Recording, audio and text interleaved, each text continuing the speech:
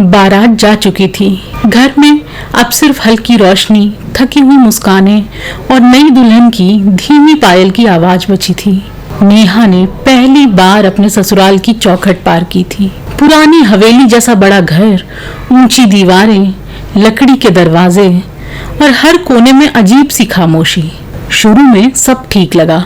सास बहुत प्यार से बात करती, ससुर हमेशा मुस्कुराते रहते थे और उसका पति आदित्य बेहद शांत स्वभाव का सौम्य सा आदमी था। लेकिन पहली ही रात कुछ अजीब हुआ। नेहा कमरे में अकेली बैठी थी। आदित्य नीचे रिश्तेदारों के साथ था। तभी उसे लगा कि कमरे के बाहर कोई चल रहा है। छन छन छन पायल की आवाज आई। नेहा मुस्कुराई, शायद कोई रिश्तेदार होगा। लेकिन आवाज ठीक उसके दरवाजे के बाहर आकर रुक गई। फिर धीरे धीरे दरवाजे पर नाखून रगड़ने की आवाज आई। खर खर खर। नेहा डर गई। उसने धीरे से पूछा, कौन है? कोई जवाब नहीं आया। उसने हिम्मत करके दरवाजा खोला। बाहर लंबा अंधेरा गलियारा था, लेकिन गलियारे के आखिरी में उसे एक औरत की परछाई दिखाई दी। लाल साड़ी, लंबे खुले बाल और झुका हुआ सर। नेहा कुछ बोल पाती उससे पहले ही वो औरत दीवार के पीछे गायब हो गई। उस रात नेहा सो नहीं पाई। अगले कुछ दिनों में अजीब घटनाएं बढ़ने लगी। रात को कमरे में किसी के रोने की आवाज आती। आईने पर अपने आप उंगलियों के निशान बन जाते। और सबसे अजीब बात थी, नेहा के पैरों पे कई बार मिट्टी लगी होती, जैसे वो चल के आई हो। एक दिन उसने सास से पूछा, माँ जी, इस घर में पहले कोई और रहता था क्या? सास का चेहरा चौंक गया। उसने झटके से कहा, नहीं। जवाब इतनी जल्दी आया जैसे पहले से इस जवाब की तैयारी की गई हो। एक रात नेहा नीचे पानी लेने गई और तभी स्टोर रूम से उसे फुसफुसाने की आवाज सुनाई दी। नेहा धीरे धीरे दरवाजे के पास गई। अंदर उसकी सास और ससुर थे।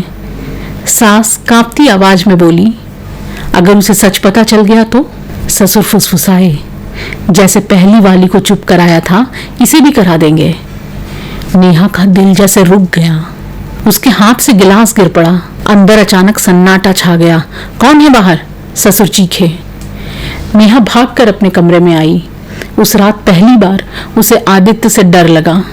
वो सारी रात जागती रही।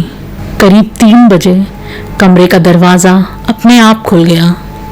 ठंडी हवा अंदर आई और वही लाल साड़ी वाली औरत धीरे धीरे कमरे में दाखिल हुई। इस बार उसका चेहरा दिखाई दे रहा था।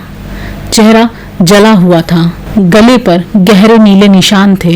नेहा चीखने वाली थी कि औरत ने अपने होठों पर उंगली रख दी और चुप रहने का इशारा किया। उसने कहा, मैं तुम्हें बचाने आई हूँ। नेहा कांप रही थी, लेकिन उसने पूछा, तुम कौन हो? औरत की आंखों से आंसू बहने लगे। उसने कहा, मैं आदित्य की पहली पत्नी हूँ। कमरे की लाइट झपकने लगी।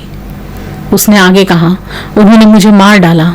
नेहा चौंक गई। उस औरत ने कांपते हाथों से अलमारी की ओर इशारा किया।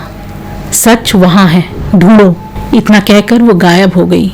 सुबह होते ही नेहा ने अलमारी खंगाली। अंदर एक पुरानी छिपी डायरी मिली।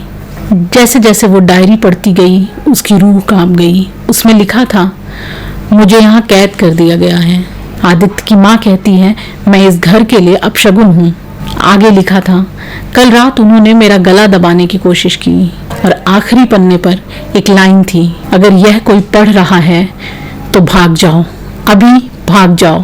तभी पीछे से आवाज आई, क्या ढूंढ रही हो? नेहा धीरे धीरे पीछे मुड़ी। दरवाजे पर आदित्य खड़ा था। उसकी आंखें बिल्कुल ठंडी थी। उसके हाथ में रस्सी थी। उसने हंसकर कहा, तुम्हें वो नहीं पढ़ना चाहिए था। नेहा भागने लगी, लेकिन नीचे पूरा परिवार खड़ा था। सास के हाथों में चाकू था। ससुर दरवाजा बंद कर चुके थे। सास ने हंसकर कहा, पहली वाली भी बहुत सवाल पूछती थी, अब तुम यहीं रहोगी। अचानक पूरे घर की लाइट चली गई। घुप अंधेरा हो गया। फिर ऊपर से पायल की आवाज आने लगी, छन छन छन। सास, ससुर और आदित्य सब घबरा गए। पूरा घर कांपने लगा। दीवारों से खून बहने लगा और सीढ़ियों पर वो पहली पत्नी दिखाई दी। इस बार उसका चेहरा बहुत भयानक था। गर्दन टेढ़ी, सफेद आंखें, हाथ में लंबे नाखून। सास डर के चीखी, नहीं वापस जाओ। वो जोर से हंसी। उसने कहा, अब मेरी बारी है। अचानक छत से पंखा टूटकर ससुर पर गिर पड़ा। आदित्य को किसी ताकत ने जैसे दीवार पर पटक दिया। सास चीखती हुई भागने लगी, लेकिन उसने सास के पैर पकड़ लिए। पूरा घर चीखों से भर गया।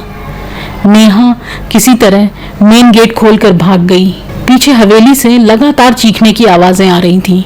अगली सुबह पुलिस को घर के अंदर 3 लाशें मिली, लेकिन सबसे डरावनी बात यह थी कि तीनों के गले पर उंगलियों के वही निशान थे जो पहली पत्नी की पोस्टमार्टम रिपोर्ट में मिले थे। उसके बाद हवेली को बंद कर दिया गया, लेकिन गांव वाले आज भी कहते हैं कि वहां रात को एक दुल्हन दिखाई देती है, लाल साड़ी में।